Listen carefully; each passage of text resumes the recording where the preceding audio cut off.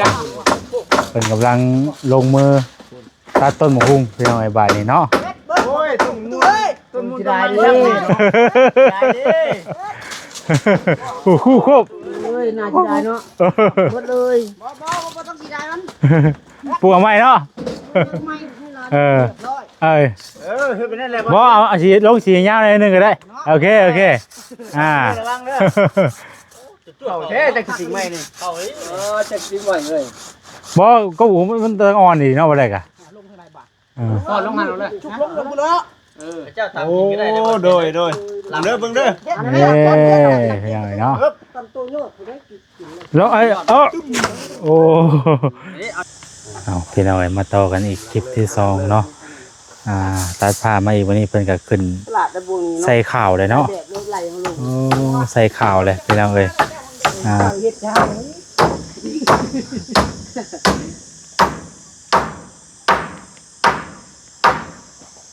มานี่คักจับใหม่เครื่องครบแล้วจับใส่มันไว้เนาะให้เข้ามาแล้วก็ทวมอยู่แล้วก็จ่ายเลยเนาะ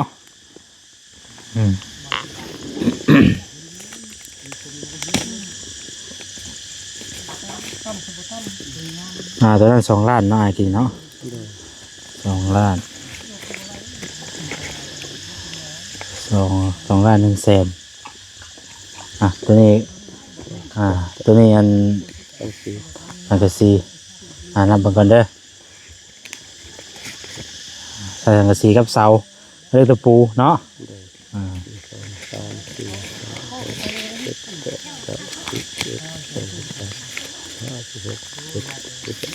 เช้า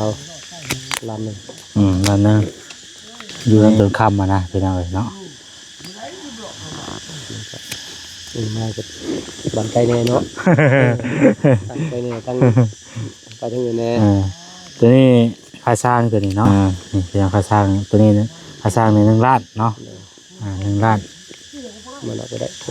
มันเอาก็ได้บ่มันใจอันนี้ให้สินำให้กิน3 แสนได้เด้อเลย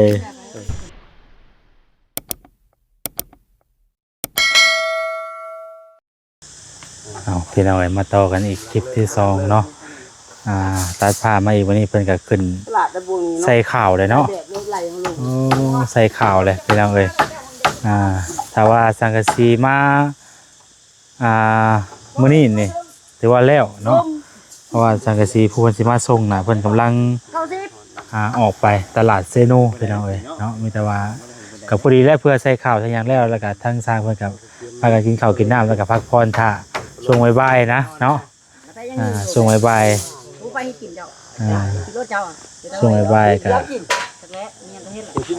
สิ้นหมูเด้สิ้นหมูใช่ซื้อมาน่ะปิ้งสิ้นปิ้งตำหุ่งบ่อะไรปิ้งหญ้าเอาเลยชูเอารถทำเลยสั่งเลยตำหุ่งเลยเอามาหุ่งบ่ตำหุ่งเอามาหุ่งบ่ฮึบโอ้ยเนาะหน่วยเดียวนี่กำลังจ่อเนาะโอ้ยของกินแล้วก็อยู่นี่เลยนี่เนาะบ่ายลูกใส่กันแม่รถได้กินต้องหายากวันนี้จะหั่งหมูแดงบ่นั่นน่ะฮะมีใบบุ้งบ่ฮะบ่มีตีเอาบ่ได้เป็ดลิงไว้เลยเลี้ยงเขาคนใดผู้โตอะไรผู้ไล่แปะลงแปะก็ลงเลยถ้าว่าเพิ่งปวดมาผู้โตยังกระลาจะตัวเดียวซะตำหุ่งเป็นไงเนาะตำหุ่งปิ้งหมูและสู้พากันกินเอาไหลลงจะเห็ดเอาไว้คนยืนดอกใหม่ไอ้เพิ่งเนาะเอาขึ้นไปไม่ได้ลงห้างเลยนะเอาอยู่นึงบ่90เมตรนึงได้หาลงก็เป็นจ่ออยู่ถึงแนวหาตัวบ่ได้คุณเนาะลุ่มแล้วครับเป็นลุ่มหาพอดีงามตัวได้กำลังใส่ข่าวพี่น้องหัวชนหัวป่ะชนไอ้ตัวหัวชนคือกันมันชนยังกายนั่นน่ะ เด็กคอยบ่ชน ยั นะ งทันโตดองยังว่าให้คนนั้นตอกโลดเอาสิโตอยู่ใด แล้วคักแล้วพี่น้องว่ากวงเติบเอาตัวที่เขาออกมาได้3 เมตร3 เมตรบ่ซะ3 เมตรเลยเนาะ3 เมตรตัวหาชิปในแมนตัวมันเลยออกมานี่เนาะ ลงมาเอ็ดเจ้าฮะ ว่าไปได้มา มันสิบ่ได้กินมันก็ เอาง่ายๆคือใส่มันแล้วก็ซะใส่มันแล้วซะ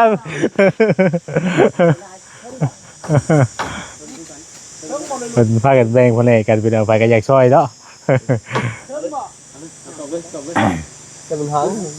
ล้มหางเอาลูกตอนนี้มันไม่ยังหาตัว เอาตัวนี้ก่อนเอาตัวนี้ก่อนเจ้าเคยฟังเพลงเต่างอย จักแถวนี่นะไอ้ที่จักแถว หาแถว 5 แถววะ1 2โอ้ยอีก3บ่ได้เนาะ คนนั้นโยกยาวถึงน้อยโอ้โยกไปแล้ว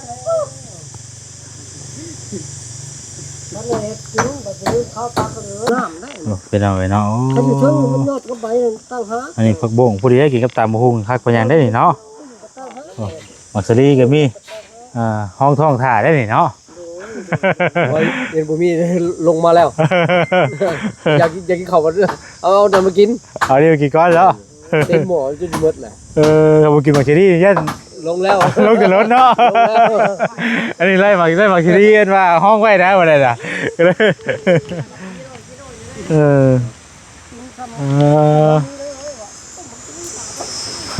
เพราะอะไรเพิ่นนั้นห้องท้องถ่าเนาะ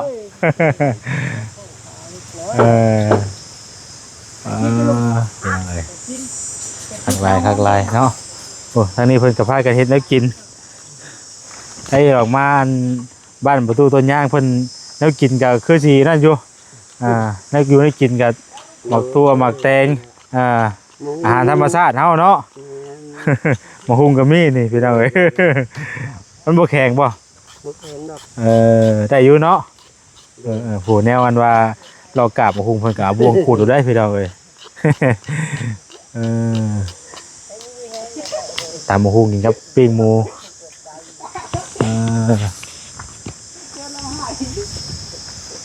ไม่ปรุงไม่ปิ้งเด้มีอยู่บ่พ่อตุไม่ปิ้งมีอยู่บ่ได้ไหมบ่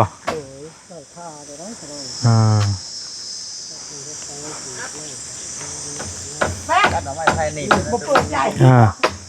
ไม่ไฟหนีบก็ได้เอา คิดเปิดใจได้บ่ เอา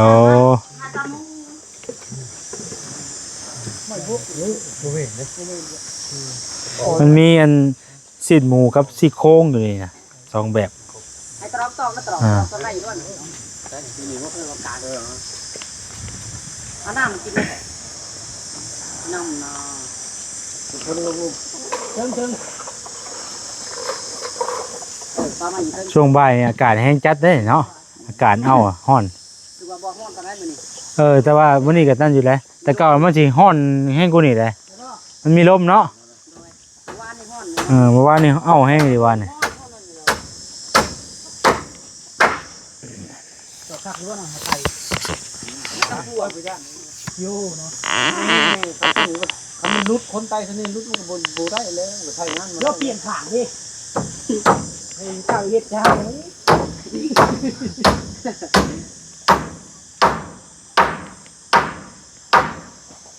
มานี่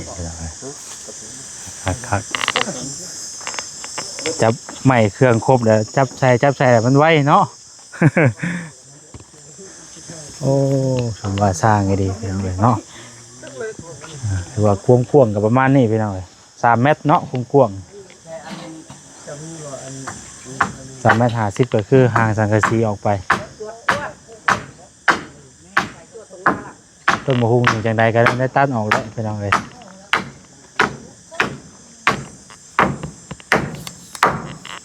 ห้างแดงอะไรได้ ห้างบูแดงบ่ เปลี่ยนดีได้ตัดนี่เนาะ ไปแล้วเนาะโอ้โหแนวตามมาหุงกันนั่นบ่ เอ้าโอ้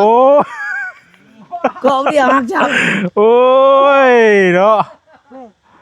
เนี่ยบ่ได้ชับบาทดิ เอามีดเอาย้ำเอาย้ำเอา เอาแบบตำหุ่งอย่างก็เฮ้ยนะตำหุ่งลุงพะบางซอยยังไงด้วยตำหุ่งลุงพะบางเนี่ยซอยออกก็เลย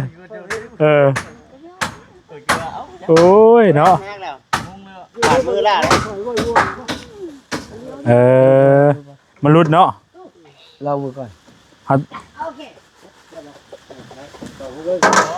รุดคือเรา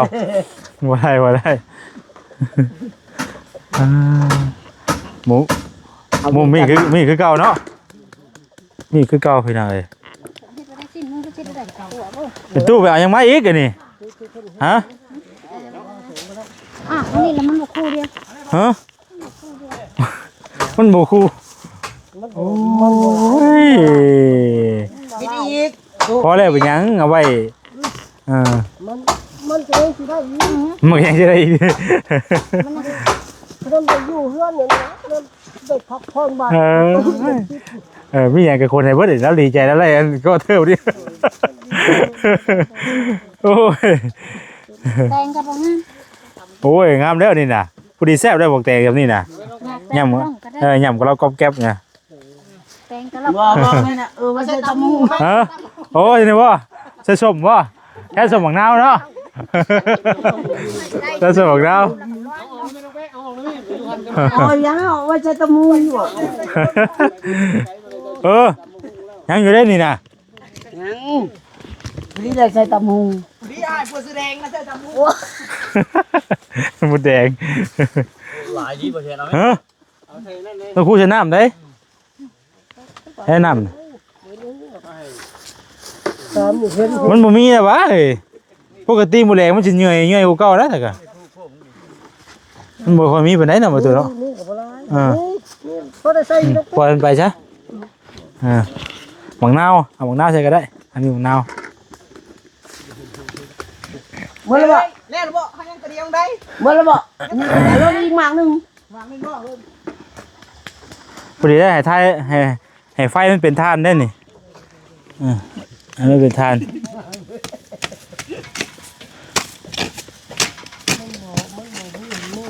พอดีปิ้งได้ทานนี่เอาแม่มันมุดใส่มองนี่หายใจวะเอาไว้หายใจแล้วมันทองหุ่งลำหุ่งวะเอาหายใจไปได้คุณดูมันมุดใส่มองดิไปลงใส่มองว่าย่านแขกดีกว่าเฮ็ดซักลงเองขวัญแม่บ่มันก็ได้อยู่บ่เฮามุนน้ำแล้วเฮาอมแล้วมันหุ่งอ่ะมันได้อยู่บ่มันฮะมันก็สิได้หล่นอยู่บ่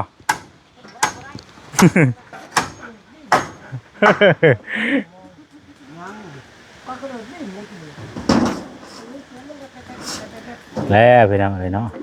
ใส่ข่าวแล้วก็แม่นแล้วบาดนี้ตัดบาดนี้มาแทกตัด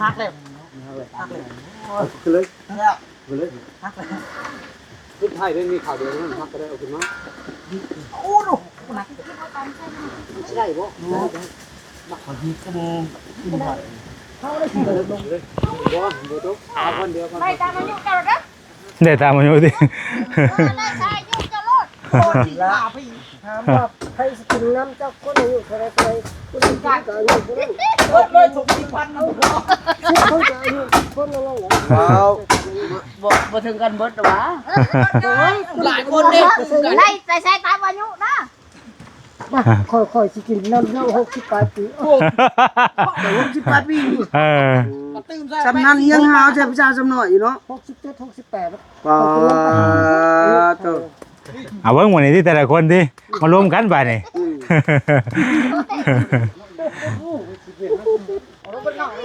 เอาตัดมองเทิงๆก่อนเนาะเรียบเดียวเลยเนาะคอมันตัดเทิงก่อนตัดเทิงก่อนมาทำลายคงก็บอกผ้าเนาะ ว่าที่ได้มีหา เอาผ้านั่นนี่อยู่ผ้าเอาลองจักสติใหม่ เอาไปไหนลองตักสิติงไหม จักสติใหม่ลงมือเพื่อใส่จัก เป็นกำลังลงมือตัดต้นมะฮุ่งพี่น้องไอ้บาทนี่เนาะ โอ้ยต้นมูเลยต้นมูได้ดิ คู่ครบ เลยน่าจะได้เนาะหมดเลยบ่ต้องสิได้มัน ปลูกเอาไม้เนาะเออเอ้ย เฮ็ดไปนั่นแหละ บ่เอาสีลงสียาวหน่อยนึงก็ได้โอเคอ่า ระวังเด้อเอาแท้จักสติใหม่นี่เอาจักสติใหม่เลย บ่ก็หูมันตะอ่อนนี่เนาะบ่ได้กะพอลงหันเอาเลย ชุบลงเนาะ เจ้าตามกินก็ได้โดยหลังเด้อเบิ่งเด้อ เอ้พี่น้องเนาะ ตำตัวโยกได้กิน แล้วไอ้โอ้ นี่เอาย้อนมาใส่ เอาตัวนี้ไปใช้น้ำไว้บัดนี้น่ะ ขึ้นมามันหอยก็เอาย้อนมาใส่ย้อนมัน เฮ้ยมีโอ้หมูแดงมึงเนี่ย หมูแดงได้แค่น่ะ กอด แรงลายเท่า หมูแดง ประตูเอาไปใช้น้ำไว้เด้อ เอามานี่ยอดมันน่ะยอด เอาไปนี่มันหมูแดงอ้าย เชือก หับเด้อเอา ครับดิ โอ้ใหญ่ ไปเล่นประธานเนาะ มาคนเดียวทั้งลุมบัด เออ ไปเล่นประธานนั่นก็ยุ่นว่าจะป้าหัวตำหุ้งเลยว่าจะตัดยอดไปพวก ทั้งลุมบ่ มีแต่เอาไปใช้น้ำไว้ตัวนี้น่ะ ได้อยู่บ่ทางแก้วได้มึงยาวเพิ่นบ่ อืม กินเลยบ่ชม จับเด้อ ลงได้พูดบ่นี่ จะชุบไปอีกงั้นพูด โอเค ตุ๊กเด้อจับแบกเอาว่าเขาคึงไปแพ้ได้จะแบกเอาไหม จะเบรก ไปแบกเอาเด้อ เอาแม่เอามันดีเด้อ มันเป็นหูเนาะนี่เนาะ เอาตัวเอาพี่น้องไอ้พวกบา หูเนาะ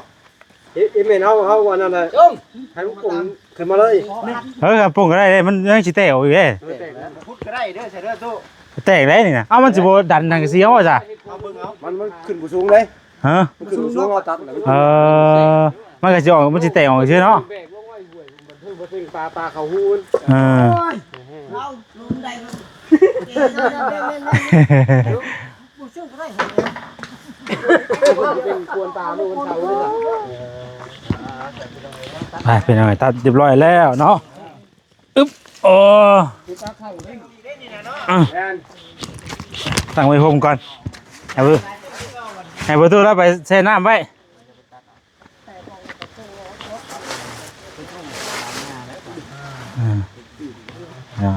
เนาะโอ้กำลังเป็นหลอกลายเนาะนี่หลอก เข้าหน้าปลาเฮาเอาลงไปนี่มันเป็นชายนี่ มันตันนะวะให้ โกนครับ มันได้โกนช็อตได้ป่ะ โกนสดเลย มันเพิ่นเป็นชายเฮาเอาไปลงไว้เพิ่นเป็นชายปลาก็เล่นเขาแล้วเนาะปลา ให้เท้าลง เฮาแต่เฮานี่ละ2คนนั่นเนาะมีตึ้งนี่แล้ว ปลาปันกันมั้ง พยายามก้นเลยพยายามมันให้มันนั่น เป็นอะไรท่านนี่ก็กำลังแลซีนหมูเนาะ ปิ้งหมูก่อน ซีนหมูปิ้ง ลายปิ้งเนี่ยต้มเลย ครัวเรบ่ ปิ้งเนี่ยต้มเลยแล้ว ไปก็กินต้มหมูเนี่ยก็สิต้มจริง โอ้ทางปลากระดืดนี่เฮ็ดย้อนยุบนะครับ ไปกัน ทิ่มพึกใส่ไผเลยแบบครับพ่อเขาแม่เฮากินโอ้หอมคักเลยคือเฮาขึ้นมาเลยทำปิ้งบ่ครับ ปลาไม่ใช่นะ ไอ้เอ้ยปลาคือ แต่ เนาะเฮ็ดย้อนยุบสาเตาไผออกแล้วก็ทึกไผโลด ขอยจะไปปล่อยเลย มือซ้ายเลยแม่นเลย ยมมาเสนอข่อย เทไว้ใส่ได้ เจไว้ลูก ใส่น้ำซะ เดี๋ยวน้ำเสนอเดี๋ยวน้ำเสนอ ปรุงแท้ได้ มันจะได้ใส่ซะนี่ตัวหัวปีซิ่งแท้บ่ว่ามาเอาไป มัดขวดเลยดิเอาพี่น้องเนาะหลังจากที่ว่าเพิ่นตัดกกบ่หุ้งออกก็จะเป็นประมาณนี้เนาะถือว่ากว้างดีบัดนี้โอเคอยู่เพราะว่ามันมีต้นบ่หุ้งมันกับถ้าเฮาได้เมียนเครื่องเมียนของนี่แล้วมันก็สิกว้างอยู่คักเข้ามาในก็สิเป็นประมาณนี้พี่น้องเอ้ยเนาะโอ้กว้างคักแล้วบัดนี้ ดูเอ้ยนี่เอาเตียงมาแล้วก็เอากับห้องพื้นขึ้นมาหน่อยนึงให้มันเพียงกันคักๆกว่านี่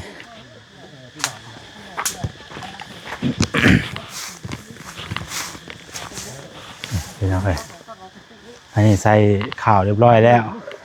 เราแต่ว่าเพิ่นตัดบัตรแทกแล้วก็ใส่เป็นลม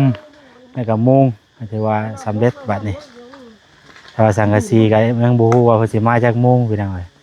มีแต่ว่าทางสร้างเพิ่นกินข้าวกินน้ำแล้วก็พักผ่อนท่าครับว่าเพิ่นบ่มามื้อนี้ก็เป็นมื้ออื่นเพิ่นจะมามุงให้เนาะรอเพิ่นก่อนหลายคนเฮ็ดเพิ่นก็ซอยกันจับมือทางนั้นทางนี้ซอยกันก็แล้วไว้พี่น้องเอ้ยเนาะพากันพักผ่อนก่อนบัดนี้เนาะ กินข้าวกินน้ำซะก่อนเพิ่มพลังก่อนเนาะพลังงานเบิดแหละ อยากด้วยเลยโอ้ใส่ข่าวให้อย่างแรกคือแล้วบัดนี้เนาะแนมเบิ่งกับคักแล้วบัดนี้โอ้ยคือกว้างบัดใดเป็นนึงเนาะเป็นเนาะโอ้ยคันเฮาเมียนเนาะมันแล้วก็เฮาเมียนนี่เครื่องเมียนของอย่างเรียบร้อยมันก็กว้างแล้วบัดนี้เป็นแต่อยู่แล้วบัดนี้พี่น้องเอ้ยประมาณนี้เห็นเป็นหัวกระไดใหม่เด็กหัวกระไดใหม่ได้ออกครับเป็นเนี่ยมาเราอยากให้มันออกยอดตัวได้สิคนบ่ได้ครับป้าไปกับสับแบก่อนบ่บ่เฮามันจังแน่นำกันบ่ตัวดิคุด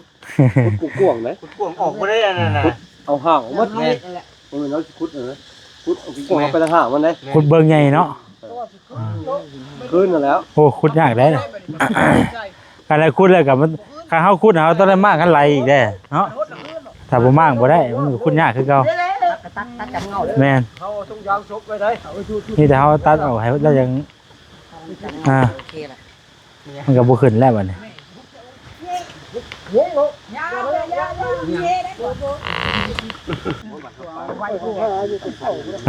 มันบ่เปลี่ยนแผนอีกบ่บัดนี้ได้บัดนี้ซ่าเปลี่ยนเมนูบ่บัดนี้เปลี่ยนเมนูใหม่โอ้บ่มีไม่ปิ้งเปลี่ยนแผนใหม่บัดนี้โอ้ยเนาะเอาไปไว้แล้วบัดเอาไปไว้เนาะ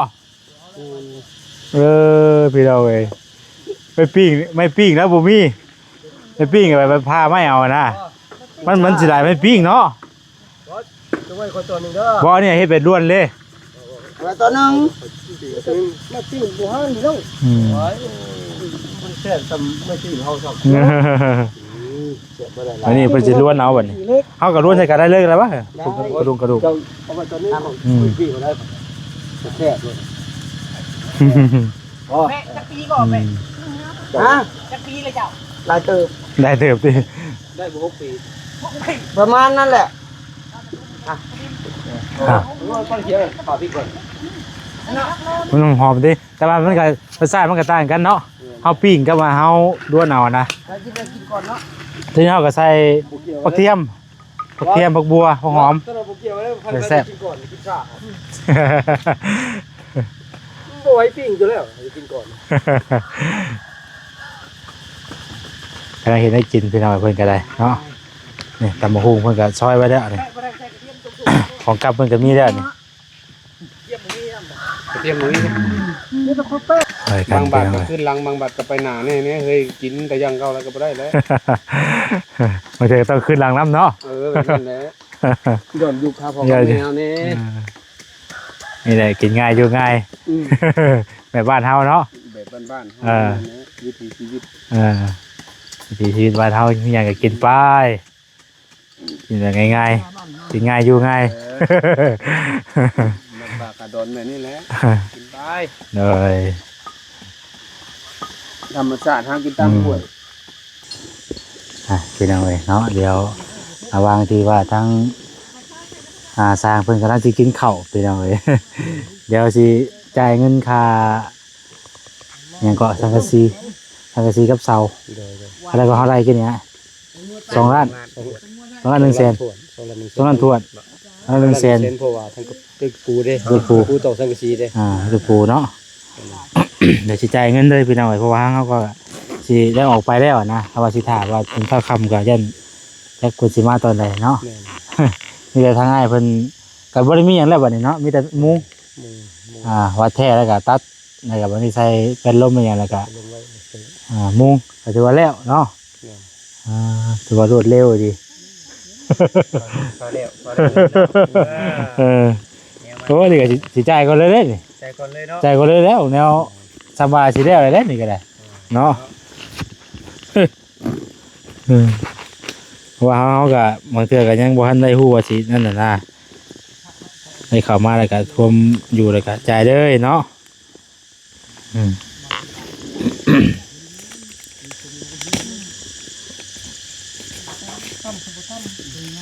ตอนนั้น2 ล้านเนาะกินเนาะ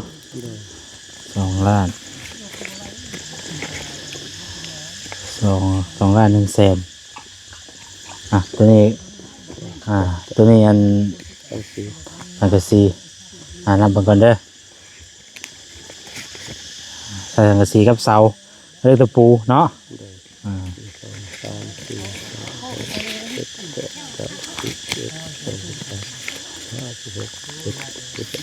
สาวลำหนึ่ง นั่นนึงตัวนี้นับก่อนก็ได้ 1 2 3 4 5 6 7 8 9 10 11 ครบเนาะ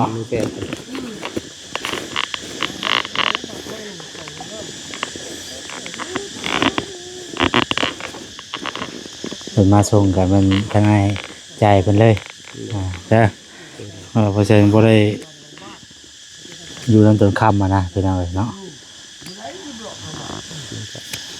มากับบันไกแน่เนาะตั้งไปแน่ตั้งไปทั้งอยู่แน่ ตัวนี้ค่าสร้างตัวนี้เนาะค่าสร้างนี่เป็นค่าสร้างตัวนี้ค่าสร้างใน1 ล้านเนาะ1 ล้าน มันเอาก็ได้ ฮะ มันเอาก็ได้ มันเอาก็ได้บ่ มันใจ มันเอาอยู่เด้อโอ้ไว้เนาะ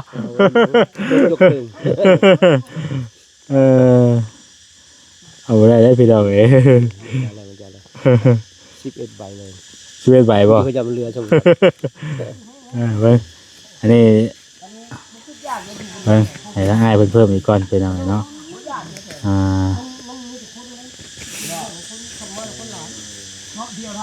อะไรอันนี้ให้สินำสินให้กิน3 แสนได้เด้อ หลายเด้อ โดยเป็นยังไงเนาะขอบใจเช่นกันเป็นยังไงเนาะรวม ทางกระทรวงค่าสร้างและกับค่าทางกระทรวงภาษีค่าเสาเนาะอย่าสิรวมเบิ่งว่าสิเบิดเท่าใดเป็นยังไงครับมีแต่ก็ครบบ่ได้บัดนี้เนาะครบบ่แล้วเป็นยังไง ต้องกูบ่ฮู้ออกเลยแปลนเนาะ แปลค่าเกดีบัดนี้เอาขอบใจหลายๆเด้อขอบใจแต่ว่ารวดเร็วเพิ่นก็ได้เนาะมาเฮ็ดมื้อนี้ก็ถือว่าเกือบแล้วนะบ่แล้วก็ว่าสังกะสีมาช่วงนั้นตอนบ่ายๆนี่ก็ถือว่าแล้วเนาะผู้ที่ได้กินข้าวกินน้ำแล้วก็พักผ่อนท่า โดยเอาโอเคแหละพี่น้องเอ้ยประตูจ่ายเงินเพิ่นเด้อค่าชมค่าสร้างจ่ายเด้อ แตงชมเพิ่นสิซื้อแตงซื้อแตงซอยเพิ่นอยู่ยากเลยเต็มกระซ้ำอยู่ดิมาจังไรเพิ่นก็หามาต้อนตลอดพี่น้องเอ้ยทางประตูเพิ่นก็ได้เนาะ เช้านี่ก็ไปต้นหาบักสลีม1เต็มม1หมดโดยแล้วล่ะบ่อันปิ้งปิ้งแล้วแต่บ่ได้ชุกพากันคนกระตุ้นจัง ไปกินดอก เดี๋ยวจะได้กินก่อนกันติเลยเอาพี่น้องเอ้ยเนาะก็จ่ายเงินจ่ายค่าเพิ่นเป็นที่เรียบร้อยแล้วเนาะแล้วก็มีแต่ทางเฮาก็สิออกไปบัดนี้บ่ได้มื้อจังสิเข้ามาเนาะว่าจะแข่งกันเลยมาเบ็ดว่ามื้อกับมื้อต่อไปผู้ใดเฮาก็ยังบ่ฮู้นะที่มันก็ไปว่าแบบเรียกมาทางนั้นเพราะว่าในตอนนี้เฮาก็พบพ่อกันแล้วก็ได้ว่าจ่ายเงินให้แล้วแล้วบางทีเฮาคือว่าแล้วต่างคนต่าง มีเวียกไปเนาะอย่าบ่ได้มาสินะกระจายเพิ่นเลยไปซะวันนี้ทั้งบ่แสนสิได้ออกไปป้าเด้อขอบใจหลายๆเด้อเด้อขอบใจเช่นเดียวกันเนาะยังแต่เรื่องสังกะสีบัดนี้พี่น้องเอ้ยเอาพากันกินแซ่บๆเด้อทั้งนั้นเด้อ เมื่อละไม่ สิกลับแล้ว ไหนต่อกัน ยังบ่ทันได้ฮู้เดี๋ยวออกไปข้างนอกก่อนว่าสิ ไปทางไหนต่อขอบใจ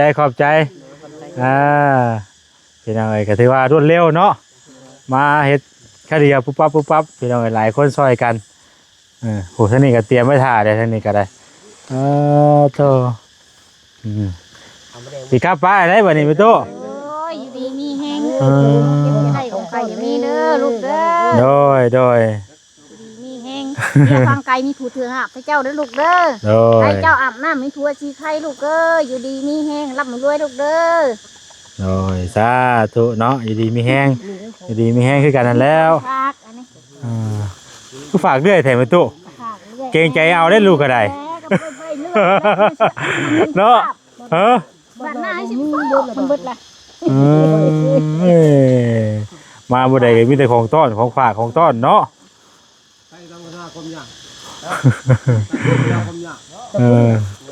สามละวะ สาม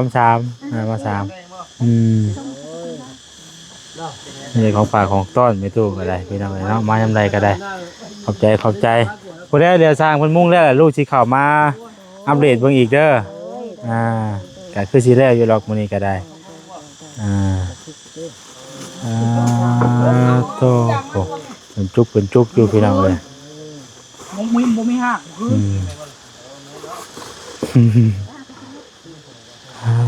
เนาะอันนี้เพิ่นก็กำลังกันล้วนจากสิปิ้งกลายเป็นล้วนบัดนี้พี่น้องเอ้ย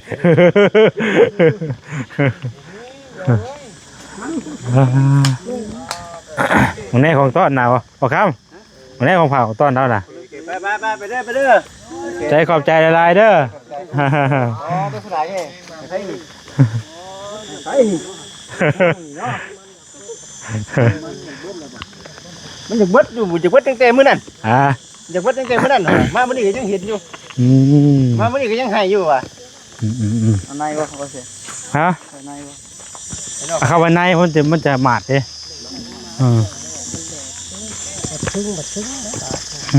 เนาะมันจะหมาดขอบใจละลายโอ้ยเนาะมาทำอะไรกันมีแต่ของฝากของต้อนตัวเอ้ยมันก่อน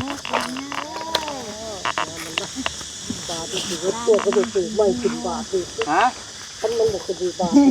หักอยู่นั่นหักขึ้นข้าง เห็นตัวอันนี้พอได้เงินนะ200,000ให้พอได้ที่ถงที่ไทยไว้ถูกงานอยู่ดีโดยจะได้ความใครโดยขอบใจละลายเด้อขอบใจอยู่ดีมีแห้งคือกันเด้อแล้วเดี๋ยวสิมาใหม่สิมาอัปเดตเบิ่งได้เบิ่งน้ำสร้างเพิ่นได้เพิ่นมามุ่งมาหยังกันเด้อขอบใจน่ะมาใหม่โอ้ยบ่หลายจังได๋ฝากได้เลยไปพี่น้องขอตัวไปก่อนอยู่ดีมีแห้งเนาะก่อนอื่นก็ขอขอบคุณทางอันแม่เมืองอุบลเนาะที่ว่าได้ช่วยซอยทางหัวตู้ต้นยางเป็นต้นยางเนาะซอยเกาะกระเทิบให้เพิ่นพี่น้องเนาะพอได้มีหม่องพักหม่องเศร้านั่งกินข้าวกินน้ำมาซั่นซะเนาะเดี๋ยวสิมาอัปเดตให้เบิ่งอีกเทื่อนึงได้พี่น้องเด้อเนาะก็ขอให้แม่เพิ่นอยู่ดีมีแห้งสุขภาพแข็งแรงเด้อเราปรารถนาสิ่งใดก็ขอให้ได้สมหวังดังปรารถนาขอให้มีแต่ความสุขความเจริญสุขกายสุขใจเนาะสำหรับวันนี้ลาไปก่อนแล้วสบายดีพี่น้องเนาะ